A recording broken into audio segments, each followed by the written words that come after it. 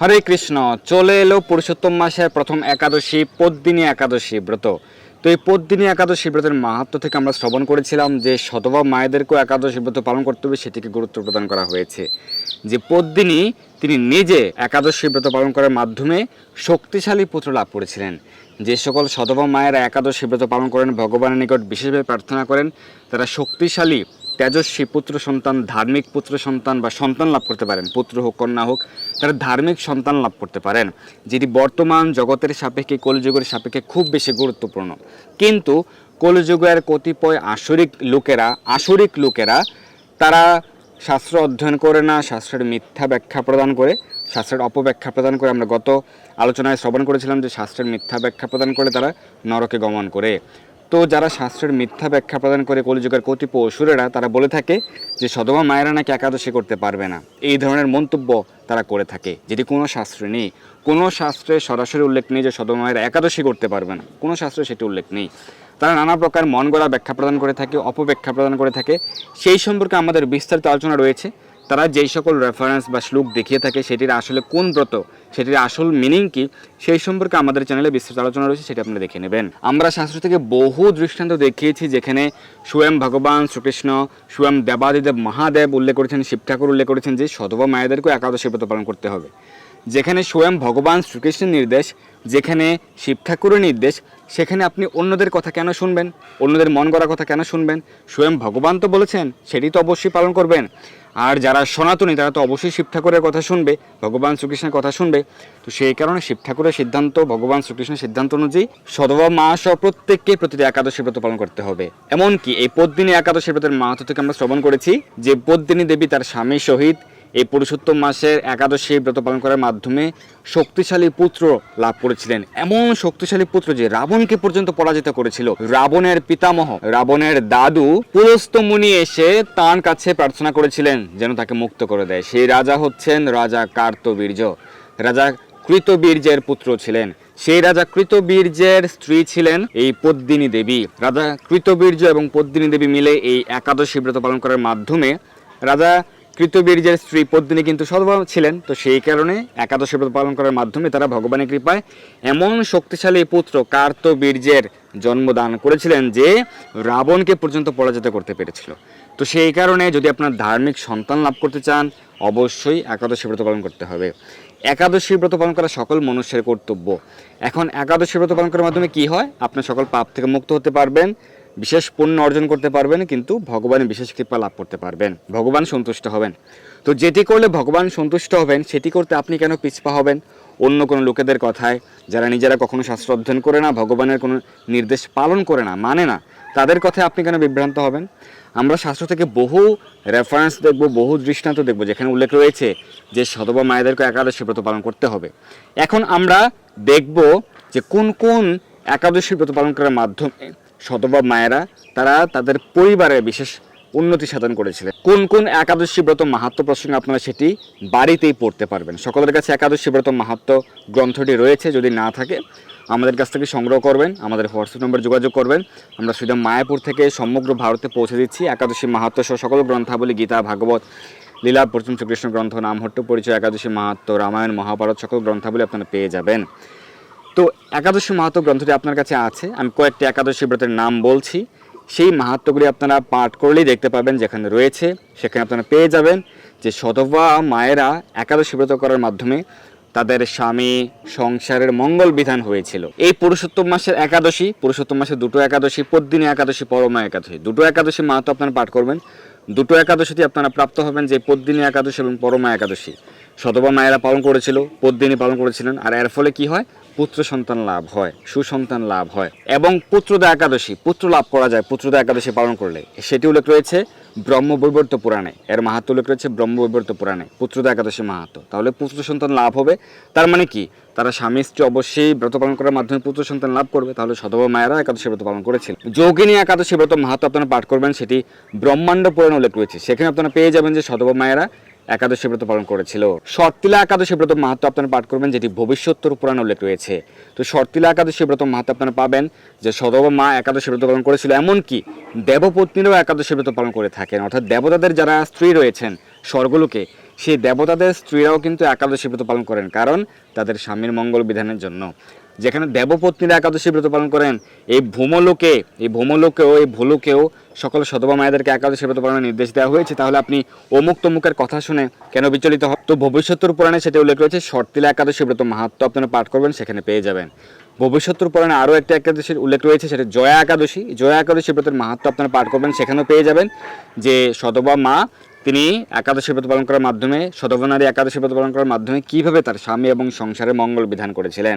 এবং বরাহ পুরাণে উল্লেখ রয়েছে কামোদা একাদশী ব্রতের মাহাত্ম্য আপনারা অধ্যয়ন করবেন। এই ব্রতের মাহাত্ম্যগুলি পাঠ করলে আপনারা পেয়ে যাবেন, জানতে পারবেন সধবা নারী একাদশী ব্রত পালন করার মাধ্যমে তার স্বামী সংসারের কিভাবে মঙ্গল বিধান হয়েছিল। একাদশী ব্রত পালন করলে অবশ্যই মঙ্গল বিধান হবে, উন্নতি হবে, সেটি আপনারা মাথায় রাখবেন। এরপরেও একদল আসরিক জীবেরা যারা কলিযুগের প্রভাবে মন্দ বুদ্ধি, মন্দ ভাগ্য, তারা বলতে পারে শিব ঠাকুর একাদশী করতে বলেছেন, কোন শাস্ত্রে সেটি রয়েছে, কোন শাস্ত্রে সধবা মায়েদেরকে একাদশী করতে বলা হয়েছে, আমরা সেই শাস্ত্র প্রমাণ আপনাদেরকে বলছি। বৃহৎ ধর্মপুরাণের উত্তরখণ্ডের দশম অধ্যায়ে উল্লেখ রয়েছে, সদবা নাম তু নারীনাম রাত্রু পেয়ম জলম মতমৃ, অর্থাৎ যারা সধবা নারীরা রয়েছে তারাও একাদশী ব্রত পালন করবে। সেই ক্ষেত্রে সম্পূর্ণ নির্জল উপবাস করতে না পারলেও তারা রাত্রিতে জল পান করতে পারেন। তাহলে বৃহৎ ধর্মপুরাণের উত্তরখণ্ডের দশম অধ্যায়ে উল্লেখ রয়েছে যে সধবা মায়েদেরকেও একাদশী ব্রত পালন করতে হবে। শিব ঠাকুর একাদশী ব্রত পালন করতে বলেছেন, সধবা মায়েদেরকেও কোন শাস্ত্রে রয়েছে? সেটি রয়েছে পদ্ম পুরাণের উত্তরখণ্ডের শিব পার্বতী সংবাদে উল্লেখ রয়েছে। পার্বতী দেবীকে উদ্দেশ্য করে, সকল এই জগৎবাসীকে উদ্দেশ্য করে তিনি উল্লেখ করেছেন। শিব ঠাকুর কি বলছেন? বর্ণানাম আশ্রমানাম চ স্ত্রীনাম চ বরবনিনী একাদশী উপবাসন্তু কর্তব্য ন অত্র সংশয়ঃ। শিব ঠাকুর বলছেন যে বর্ণানাম আশ্রমানাম চ, যে কোনো বর্ণের হোক, যে কোনো আশ্রমের হোক, সকল বর্ণের চতুর্বর্ণ চতুর আশ্রম, সে ব্রাহ্মণ হোক, ক্ষত্রিয় হোক, বৈশ্য হোক, শূদ্র হোক, সে ব্রহ্মচারী হোক, গৃহস্থ হোক, বানপ্রস্থী হোক, সন্ন্যাসী হোক, চতুর্বর্ণ চতুর আশ্রম সকলেরই একাদশী ব্রত পালন করতে হবে, শিব ঠাকুর বলছেন। আর কি বলছেন? স্ত্রী নাম চ বড় বনিনী, যারা স্ত্রী জাতিগণ রয়েছেন, অর্থাৎ স্ত্রী জাতি মানে কি? অবশ্যই সধবা, তো সধবা মায়েদেরকেও একাদশী ব্রত পালন করতে হবে। একাদশী উপবাসন্তু কর্তব্য ন অত্রি সংশয়। সরাসরি এই শ্লোকে উল্লেখ রয়েছে একাদশীর উপবাস। এই শ্লোকে সরাসরি একাদশী শব্দটি রয়েছে।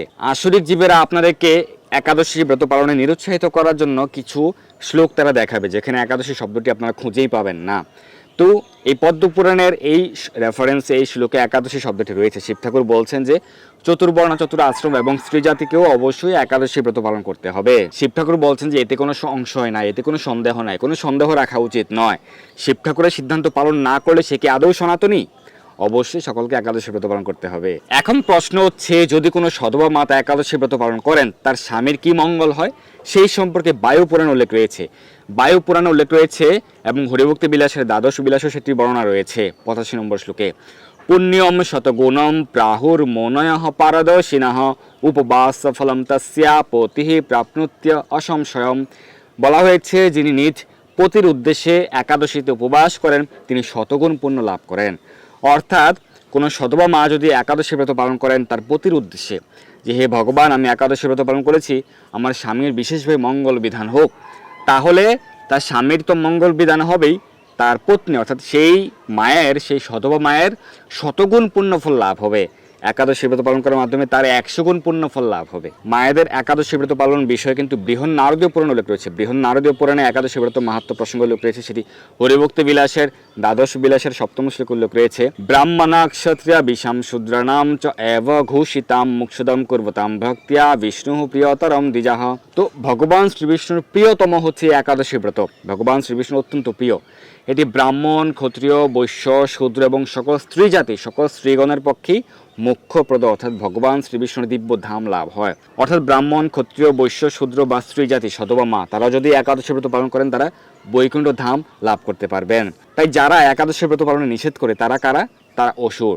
তারা চায় না আপনার সন্তান সুসন্তান হোক, আপনি ধার্মিক সন্তান লাভ করুন, তারা সেটি চায় না। তারা চায় না আপনারা সকলে বৈকুণ্ঠ ধামে, ভগবানের দিব্য ধামে গমন করতে পারেন, সেটি তারা চায় না। তাই তাদের কথা শোনার প্রয়োজন নেই। ভগবানের কথা শুনুন, ভগবানের কথা মানুন, শিব ঠাকুরের কথা শুনুন, শাস্ত্রের কথা মান্য করুন, তাহলে অবশ্যই সকলের মঙ্গল বিধান হবে। তো এইভাবে শাস্ত্রে বহু প্রমাণ রয়েছে। এই সম্পর্কে আমাদের কিন্তু আরও একটি পার্টিকুলার বিস্তারিত আলোচনা রয়েছে, আপনারা সেটি দেখে নেবেন। তো বহু শাস্ত্র প্রমাণ রয়েছে, শাস্ত্রে শত দৃষ্টান্ত রয়েছে যে সধবা মায়েদেরকেও একাদশী ব্রত পালন করতে হবে এবং করা কর্তব্য, সকলেরই প্রতিটি একাদশী ব্রত পালন করা কর্তব্য। আমরা এই যে একাদশী, পদ্মিনী একাদশী মাহাত্ম্য থেকে সেটি শ্রবণ করলাম। পদ্মিনী দেবীর যে স্বামী পতিদেব, তার নাম ছিল কৃতবীর্য। তিনি বিশেষ মহান রাজা ছিলেন, তিনি অত্যন্ত শক্তিশালী রাজা ছিলেন। তার 1000 পত্নী ছিল, অর্থাৎ 1000 পত্নী থাকা সত্ত্বেও তিনি পুত্র সন্তান লাভ করতে পারেননি। তিনি অনেক ব্রত পালন করেছেন, তিনি দেবগণের অনেক পূজা আদি করেছিলেন, কিন্তু পুত্র সন্তান লাভ হয়নি। পরবর্তীতে তার স্ত্রী বিশেষভাবে জানতে পেরেছিলেন অনসূয়া দেবীর কাছ থেকে যে যদি তিনি একাদশী ব্রত পালন করেন, বিশেষ করে পুরুষোত্তম মাসের একাদশী, তাহলে শক্তিশালী পুত্র সন্তান লাভ করতে পারবেন। এবং পরবর্তীতে কিন্তু পদ্মিনী দেবী তিনি তার স্বামীর সহিত এই একাদশী ব্রত পালন করেছিলেন এবং ভগবানের কাছে প্রার্থনা করেছিলেন। ভগবানের কৃপায় বিশেষভাবে একজন শক্তিশালী পুত্র সন্তান কার্তবীর্যকে লাভ করেছিলেন এবং সেই কার্তবীর্য রাবণকে পর্যন্ত পরাজিত করেছিলেন। যে রাবণকে দেবগণও পরাজিত করতে পারেননি, সেই রাবণকে কার্তবীর্য পরাজিত করেছিলেন। কেন, কীভাবে তিনি এত শক্তি লাভ করেছিলেন? কারণ তার পিতামাতা একাদশী ব্রত পালন করেছিলেন। তাই অবশ্যই একাদশী ব্রত পালন করার মাধ্যমে আপনাদের বিশেষভাবে মঙ্গল বিধান হবে, ভগবানের বিশেষ কৃপা লাভ করতে পারবেন। তো এই পদ্মিনী একাদশী ব্রত আপনারা সকালে পালন করুন, এই ব্রতের মাহাত্ম্য কথা শ্রবণ করুন। আমরা এই একাদশী ব্রতের মাহাত্ম্য কথা আলোচনা করেছি, সারা বিশ্বের পালনের সময় আমরা প্রদান করেছি, আপনারা সেটি দেখে নেবেন। এই পদ্মিনী একাদশীর মাহাত্ম্য কথা আপনারা অধ্যয়ন করুন, একাদশী ব্রত পালন করুন, বেশি বেশি হরিনাম জপ করুন, শাস্ত্র অধ্যয়ন করুন, গীতা ভাগবত পাঠ করুন, ভগবানের চরণে কমলে তুলসীপত্র পুষ্প অর্পণ করুন, মঙ্গল আরতি করুন, ভগবানকে আরতি করুন, ঘৃতপ্রদীপ দিয়ে আরতি করুন। সকলের জয় হোক। ধন্যবাদ সবাইকে। হরে কৃষ্ণা।